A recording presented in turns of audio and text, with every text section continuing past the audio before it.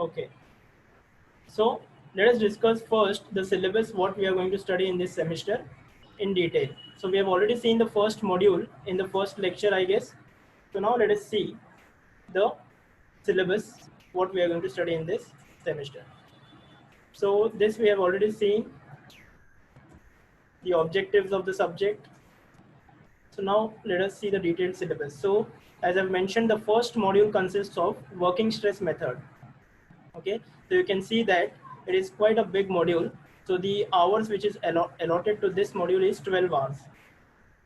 So in this we have seen yesterday the theoretical part, the conceptual part, that is concept of reinforced concrete, working stress method of design for reinforced concrete, permissible stresses as per IS 456, stress strain curve for concrete and steel, characteristics of concrete steel reinforcement, and then we have also seen balanced under reinforced and over reinforced section.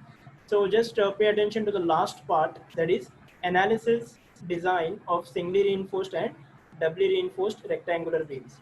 So from here, actually we start with the problems. So when I say analysis and design, so then the numericals start. So what we are going to study in this method, so basically we are going to design the beam for singly reinforced beam and also doubly reinforced rectangular beam. So remember, in working stress method, we are only dealing with rectangular beams.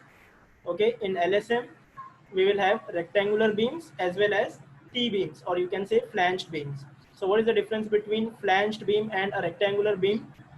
If anyone knows, they can just write in the chat box. So in working stress method, we are going to see singly reinforced and doubly reinforced. Here you can see rectangular beams for flexure. Okay. So what do you mean by flexure? Flexure means bending. So basically we are going to design the beam for bending, comma shear. So this becomes a different topic altogether. Okay. So the first topic will be design of rectangular beams for flexure, and then the second topic will be design for shear. Okay. So in this, what we are going to find, we'll find out the shear reinforcement. So that is one of the topics by working stress method. And then you can see this becomes another topic, different topic, analysis and design of cracked and uncracked RCC column sections. So you also have the design of columns in working stress method. Okay, so basically it is the design of rectangular beams. Again, it is divided into singly and doubly. And then you have a different topic called design for shear, and then you have design of columns also. So basically in working stress method, we are going to do design of beam and design of column. So remember, design of footing we are not going to do in working stress method, as it is not mentioned in the syllabus. So now coming to the next module, that is the second module. Okay, so I just asked you what is the difference between a flanged beam and a rectangular beam. So let me tell you, flanged beam is the one which is cast in together with the slab. Okay, so the beams which you see on the floor, that is, it is cast together with the slab, that is called as your flanged beam or T-beam. And any rectangular beam which is for the elevation purpose in the buildings, in front of the buildings you can see, just for elevation purpose you have beams. Okay, so that is called as your rectangular beam. I hope this is clear to everyone. So now let us move on to the second module. Now limit state method. So in this module, we will see the basic introduction of the method, which we have already seen in the first lecture. So in this, we have introduction to limit state as per IS 456. Then we have concept of probability and reliability, characteristic loads, characteristic strength, which we have discussed, and then partial safety factors. So remember, in WSM, we don't have partial safety factors. We have different safety factors in limit state method for loads as well as for materials, and introduction to various limit states. So the types of limit states also we have discussed in the last lecture: limit state of collapse and limit state of serviceability. So I just request you to not write anything. Please maintain decorum of the session. Okay, just give me a moment.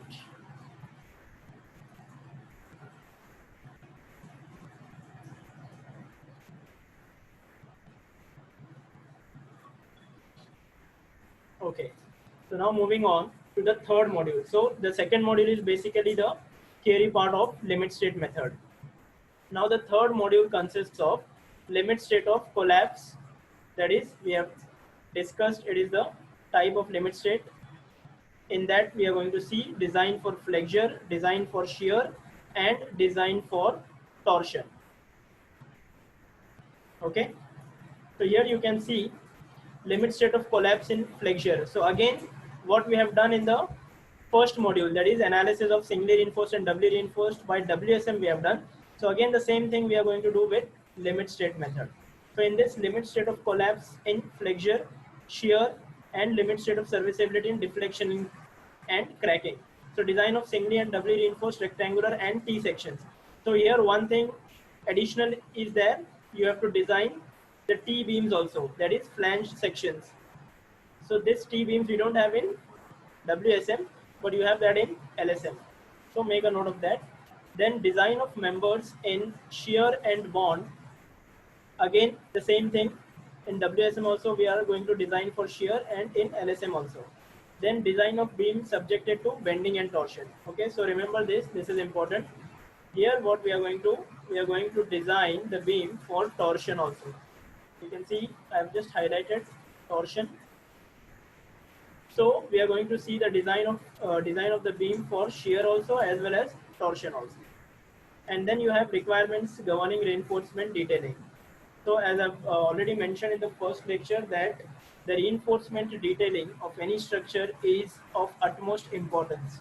Okay, so whenever you design anything, whenever you design any structural member, you should draw the reinforcement detailing at the end of it, because by just looking at the reinforcement detailing, a civil engineer or a structural engineer can understand what the design is.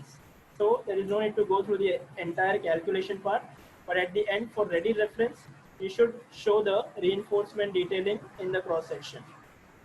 Okay, so whenever we are doing the problems, be it assignments or in the classroom, I expect all of you to please draw the reinforcement detailing. Then you have deflection and crack width calculation for RCC members. So this was the third module of limit state method. Again, it has been given a weightage of 15 hours. Okay, so you can see that the module 1 and module 3 are similar. The only difference is the methods are different. Okay, so you have different methods.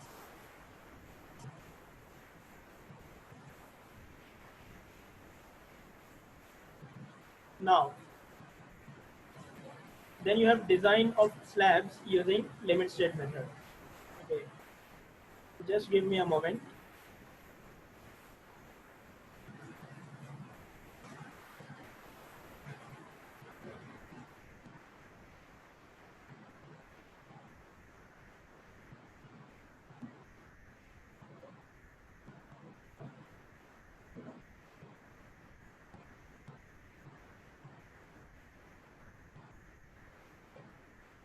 Okay, I hope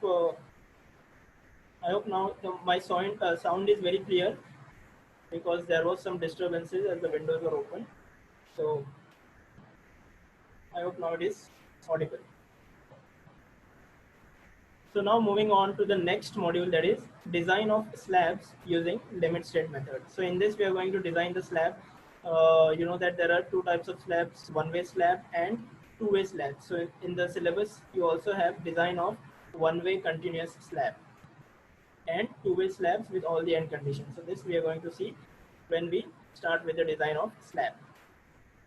And then you have the next module as limit state of collapse compression. So when I say limit state of collapse compression, that means we are going to design a compression member, that is column. So in this we are going to see limit state of collapse compression for short and slender column members subjected to combined axial and uniaxial. So we are going to design a short column also as well as a slender column also. Then members subjected to combined axial and uniaxial as well as biaxial bending. So remember this thing. So we are going to design the column for purely axial load as well as uniaxial load as well as biaxial bending.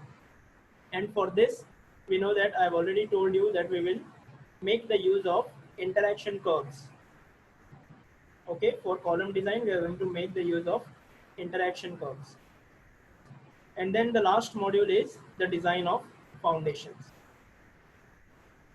So in design of foundations, we will have isolated square and rectangular footings. So we are going to design isolated square footing also and rectangular footings, which is subjected to axial load as well as moments. And then we have design of combined rectangular footing. So remember this, we are also going to design a combined footing and slab beam type footing, which is also called as strap footing. Okay. And then remember this thing, the last it is mentioned that design of raft foundation. Okay. So in the syllabus it is mentioned design of raft foundation, but in the brackets here you can see that it is mentioned no numerical to be asked on raft foundation in the exam. So make a note of it. In the exam you don't have a raft foundation. It is only mentioned in the syllabus for assignment purpose. Okay. So now here you can see total 52 hours are allotted for this subject. And if you consider working stress method, it is almost more than 25% is covered by working stress method. Okay. So now let us see the paper pattern or the theory examination. So as I've already mentioned that use of IS 456-2000 is allowed in the examination. So please carry a soft copy whenever we solve the problems. I hope by now everyone has downloaded the soft copy of that. And let us see the paper pattern for this. The first thing is the question paper will comprise of 6 questions carrying each 20 marks. The first question will be compulsory and will have short questions having weightage of 4 to 5 marks. So the first question will be compulsory and it will cover the entire syllabus and it will be having theoretical questions or sometimes maybe 1 or 2 numerical questions also, but 4 to 5 marks each. Okay, so for this you should learn the theory also of each topic. So I've already mentioned the textbooks. If you refer Kunmia, that is very good for theory also. So you can refer one of these books for theory purpose, or whatever we are doing, the sessions we are conducting, you can make notes of that. And then the remaining 5 questions will be based on all the modules of the entire syllabus. For this, the modules shall be divided proportionately further, and the weightage of the marks shall be judiciously awarded in proportion to the importance of the submodule. So that means the remaining 5 questions will be of mixed nature. That means it can be from any of the modules, and again further internal choice will also be given in that. So you can see the 5th point, there can be an internal choice in various sub questions also.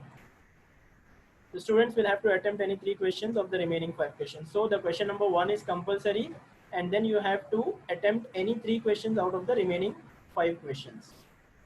I hope the paper pattern is clear to you. Now let us see what does the term work comprise of. Okay, so the term work shall comprise of neatly written assignments. The assignments shall be given covering the entire syllabus in such a way that the students would attempt at least 2 problems on each modules. Okay, so basically we will give you the assignments based on the modules. So how many modules are there? If you have checked, there are totally 6 modules. So minimum we will have 6 assignments. Okay, so if the number of questions are more in a particular assignment, then we can think of dividing that assignment. So in that case, the number of assignments may increase, or it can be more than 6. But generally, we can form 6 assignments based on the 6 modules. Okay. So if you feel that in a particular assignment the questions are more, then we can divide that into 1A or 1B, something like that. Okay. So the term work consists of the assignments and the attendance. So here you can see the distribution of the term work. The assignments consist of 20 marks and the attendance consists of 5 marks. So this will be your total term work of 25 marks. And again you have Viva of 25 marks. The recommended books which I have already shown, you can also refer the syllabus. The most appropriate or the most relevant I have shown in the PPT. Okay, anything else also you can refer from this if you have. So that was the detailed syllabus of this subject which we are going to study in this semester. So I hope it is clear now what exactly we are going to do in this semester and in this subject. So now let us move on. I have a question paper of this subject. So as I told you, this new syllabus has been introduced in the previous year only. So we only have one question paper of the new syllabus. So I'll just show you that question paper so that you get the basic idea of the questions which are involved.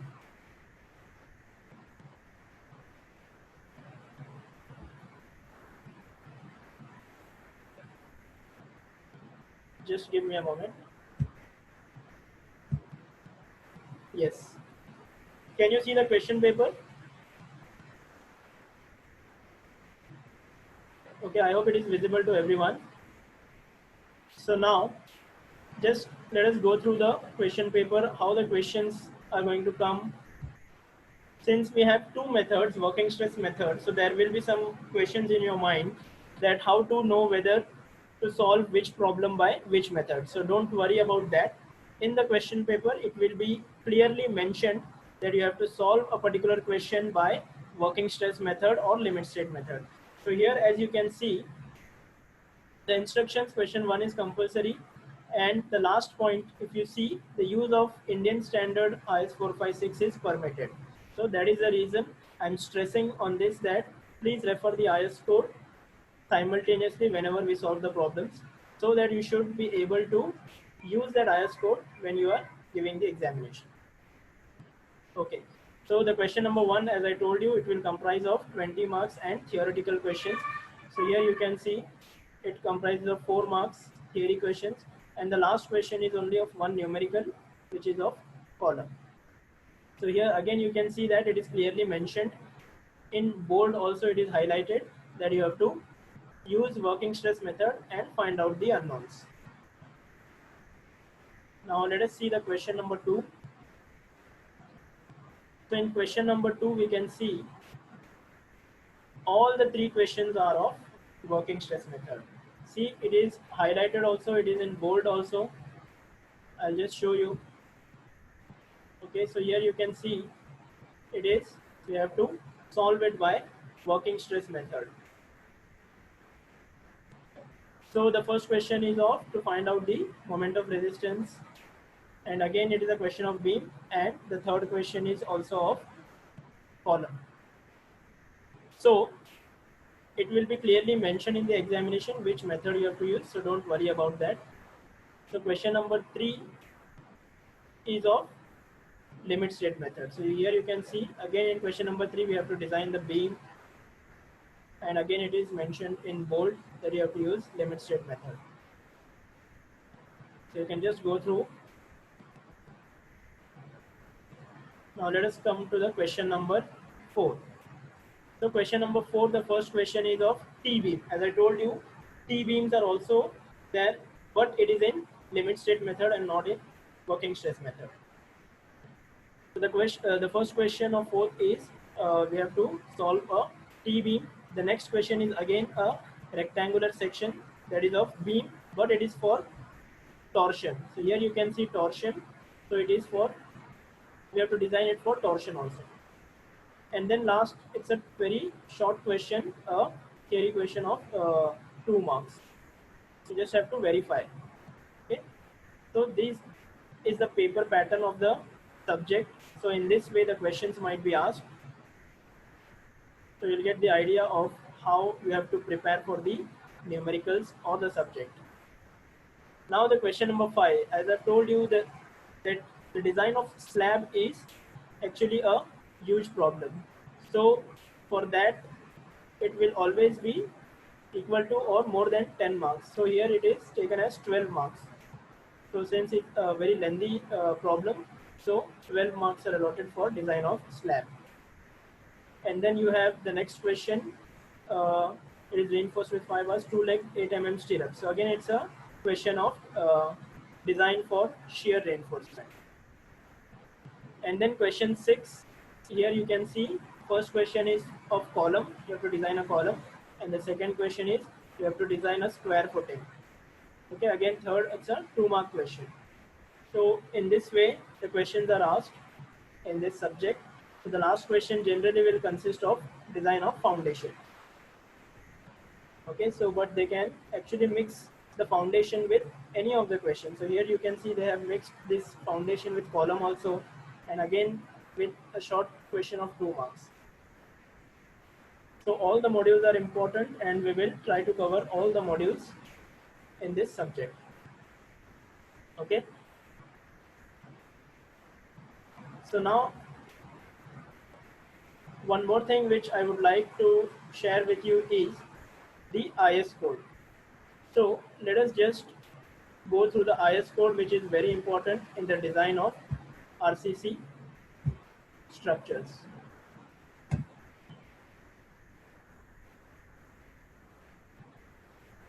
Just give me a moment. I'll just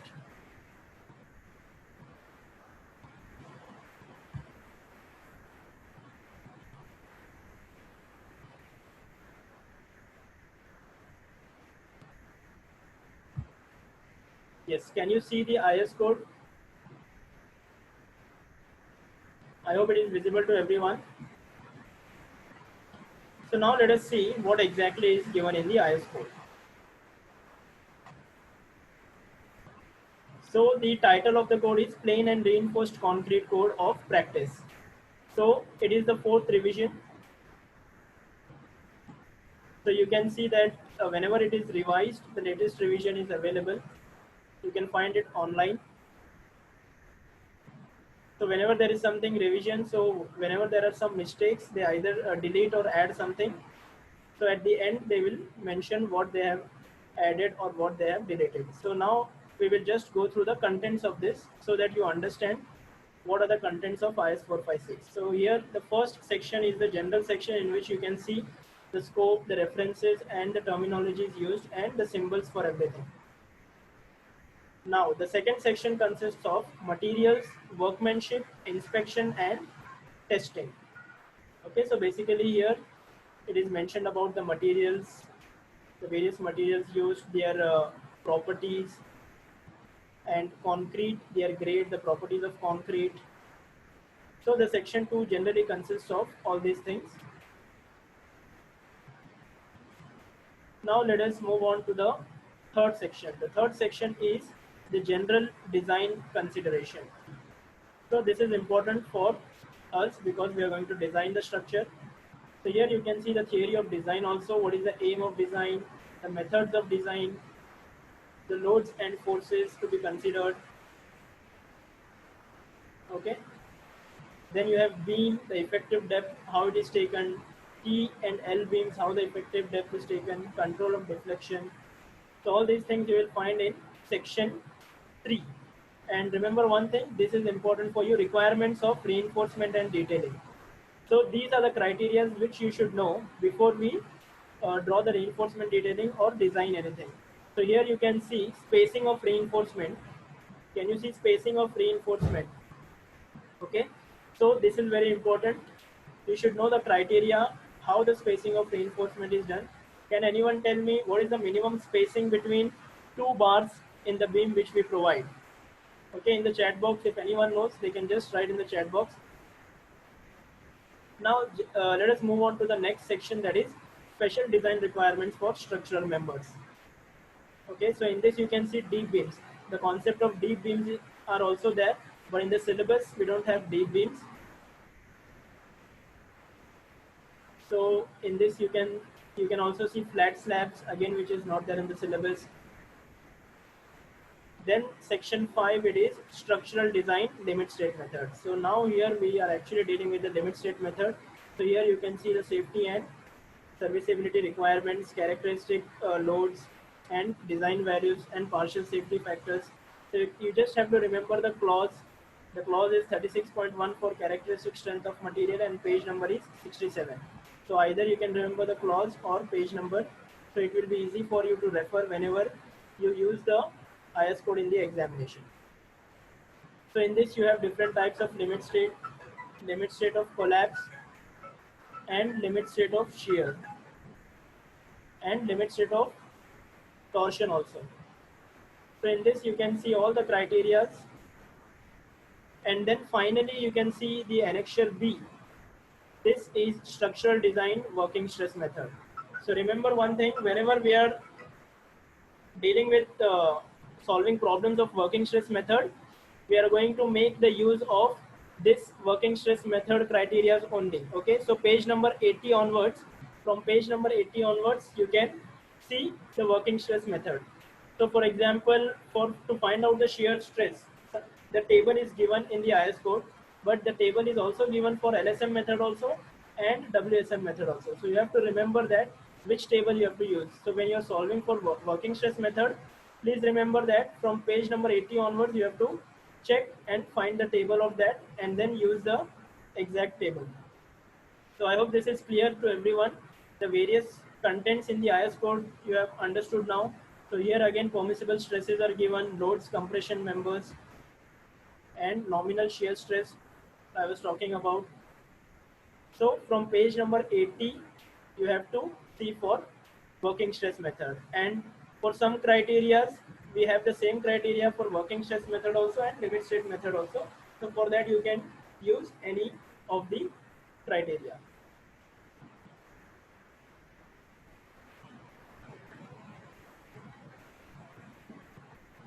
So I have received one answer, center to center distance between two consecutive bar.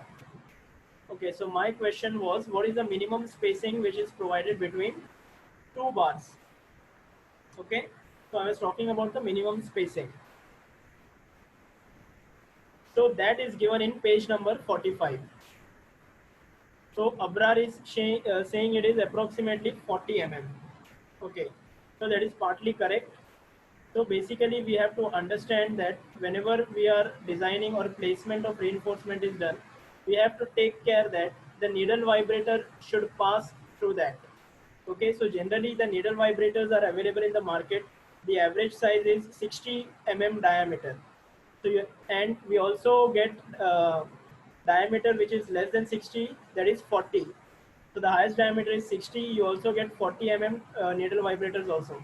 So accordingly, which you are using, based on that, you have to uh, place the reinforcement so that your vibration can be done, and also the maximum size of the course aggregate which you are using, that should also pass through the spacing. So even that needs to be considered. So I hope this is clear. So now we will see that in detail.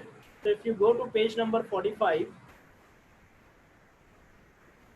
okay, let me just go to page number 45. There you can see the detail clause given for spacing criteria. So I have just mentioned the maximum course aggregate should pass, the maximum diameter which you are using, even that should be, the spacing should be more than the maximum diameter of the bar which you are using. Okay, so let us see here now what the IS code is saying. So you can see clause number 26.3.2. I hope this is visible, or you want me to increase the font. I'll just try to increase this. Okay, so I hope this is better now. So here you can see clause number 26.3.2, the minimum distance between individual bars. So what it says, the following shall apply for spacing of the bars. The horizontal distance between two parallel main reinforcing bars shall usually be not less than the greatest of the following. Okay, so you have to understand the language whenever it is given in the clauses. So it is sometimes difficult to understand, but if you pay attention and read it carefully, you will understand. So you have to consider the greatest of the following. What is the first criteria? The diameter of the bar if the diameters are equal. So the spacing between the two bars should not be less than the diameter of the bar which you are using. Okay. Suppose if you are using a diameter of 20 mm. So that means the distance between those two bars should not be less than 20 mm. I hope that is clear. Now let us go to the second point. The second point says that the diameter of the larger bar, if the diameters are unequal. So suppose if unequal diameters you are using, suppose you are using two bars of 20 mm dia and two bars of 16 mm dia. So in that case, you will consider 20 mm dia. That means the spacing between the two bars should not be less than 20 mm. Okay. And remember, okay, one more thing. We only have 1 minute left in this session. So We will start the next session in 10 minutes. So please join with the same ID and password. In the next session, we are going to solve the numericals. So please be ready with a pen, your notebook and calculator so that we can start with the numericals. And the last criteria is 5 mm more than the nominal size of the course aggregate. Okay, so the spacing between the two bars, it should be 5 mm more than the course aggregate.